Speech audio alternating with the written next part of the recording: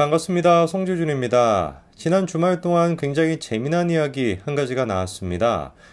이재명 대표가 그렇게 버티더니 드디어 자진 사퇴를 하겠다라는 것이죠.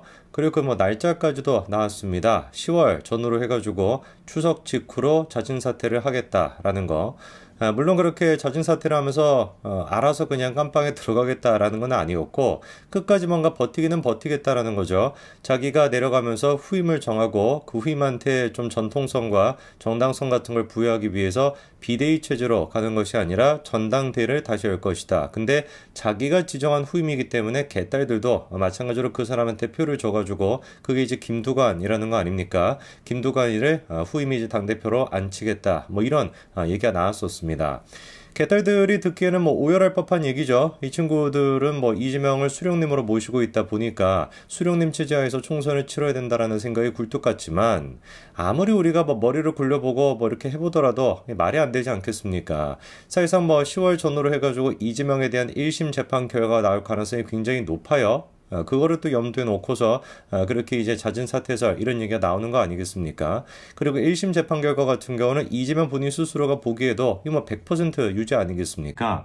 그래서 유죄 판결을 받은 당대표를 통해 가지고 총선을 치른다라는 건 너무 말이 안 되니까 자기가 이제 내려오면서 그래도 구속은 피하고 싶어 가지고 김두관 후임을 이제 수렴 청정하듯이 그렇게 이제 당을 이끌어 나가겠다라는 어떻게 보면 좀 상식적인 이재명다운 그런 얘기였는데 지금은 일단 이재명 측에서는 강력하게 반발하고 있죠. 말도 안 되는 소리다 소설을 쓰고 있다라고 얘기를 하고 있습니다만 우리가 이재명 대표가 소설이라고 얘기했던 것 중에 진짜 소설이었던 경우가 얼마나 있었지라고 질문해 본다면 얼마나 진짜 소설 같은 얘기다라고 하는 얘기가 무의미한 얘기인지는 금방 알 수가 있을 겁니다.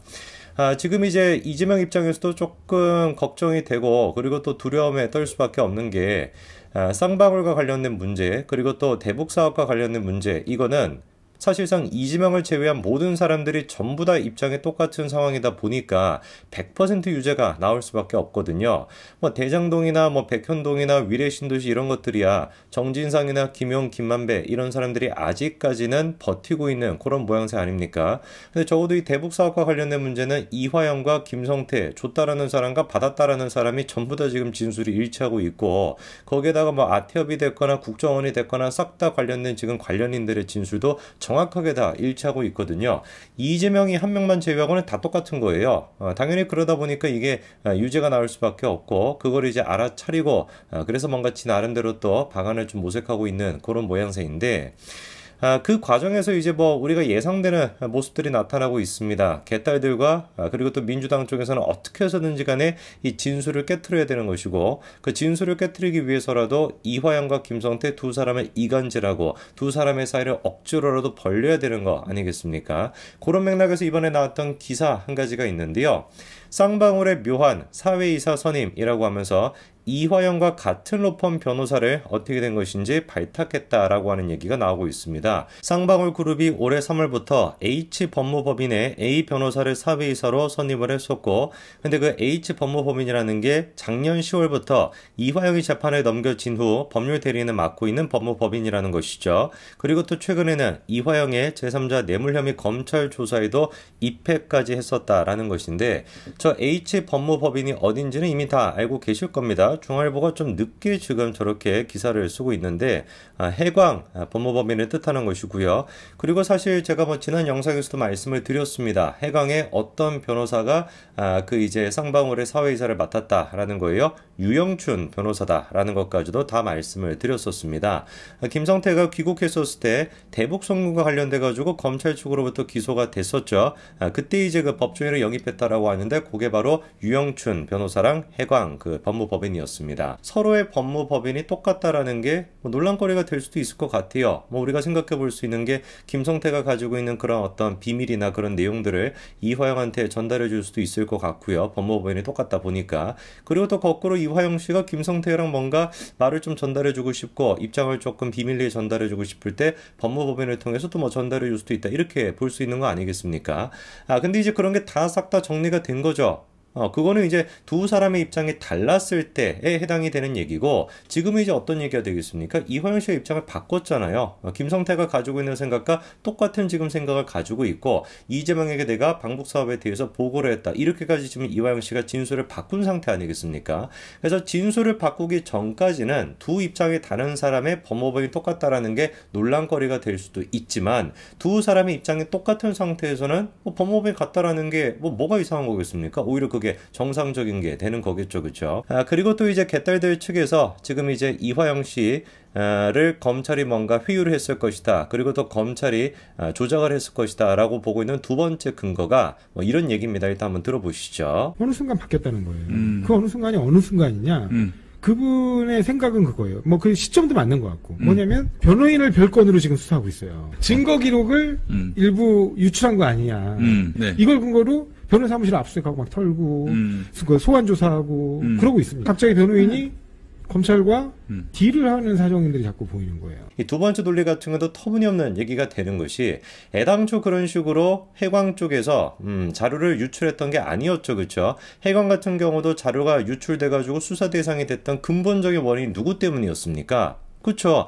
이화영의 또 다른 변호인, 그 현근택이라고 하는 사람, 그 인간으로부터 지금 시작이 된 얘기거든요.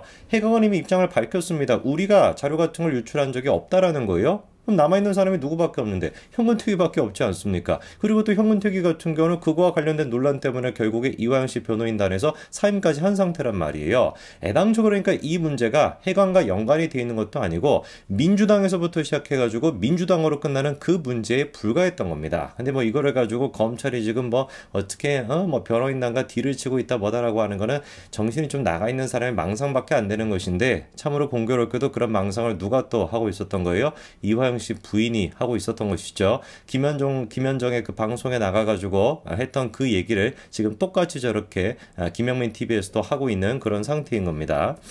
지금 이제 뭐 개딸들 입장에서는 어떻게 해서든지 간에 이화영 씨가 검찰의 조작을 당했다, 그리고 뭔가 검찰의 회유가 돼버린 것이다 라는 식으로 해석을 하고 싶을 겁니다. 그렇게 해야지만 김성태랑 이화영 두 사람의 진술을 갈라놓을 수 있고, 그렇게 해야지만 이재명의 무죄를 받아낼 수가 있을 거다라고 생각하는 것 같은데, 다 의미가 없는 짓입니다. 그 모든 것들은 이 사람들의 지금 망상과 음모론 속에서만 지금 움직이고 있는 것이고, 현실에서 우리가 봐야 되는 건 딱 하나밖에 없어요.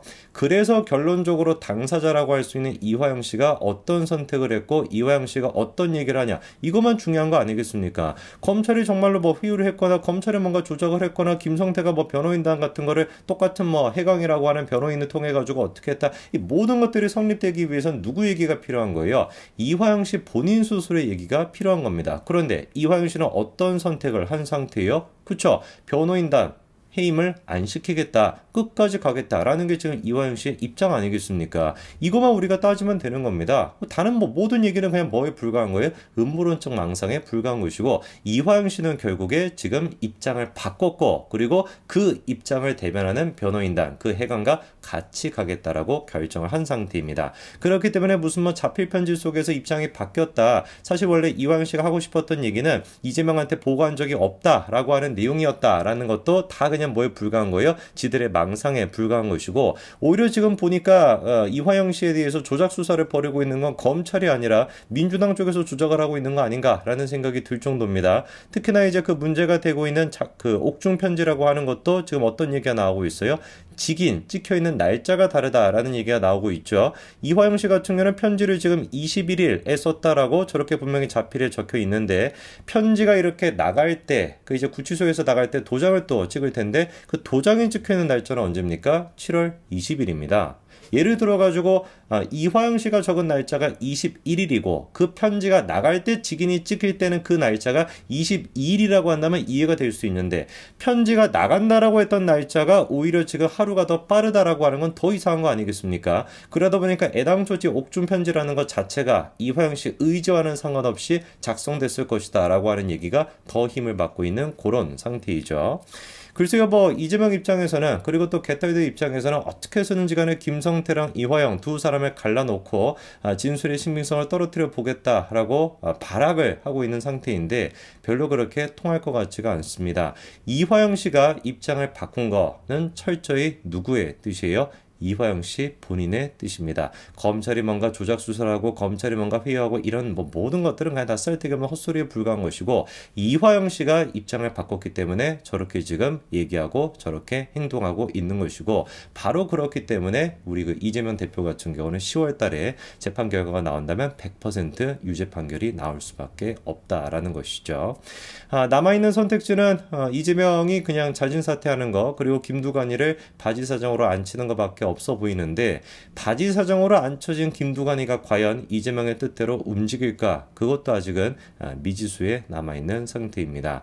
글쎄요, 개딸들은 이쯤 됐으면 포기하는 게 빠르지 않을까 싶은데 이미 사이비 종교에 빠져 있으니까 포기하는 것도 쉽지 않아 보이고 그냥 치료만 남아있는 것 같습니다. 여기까지 말씀드리겠습니다. 감사합니다.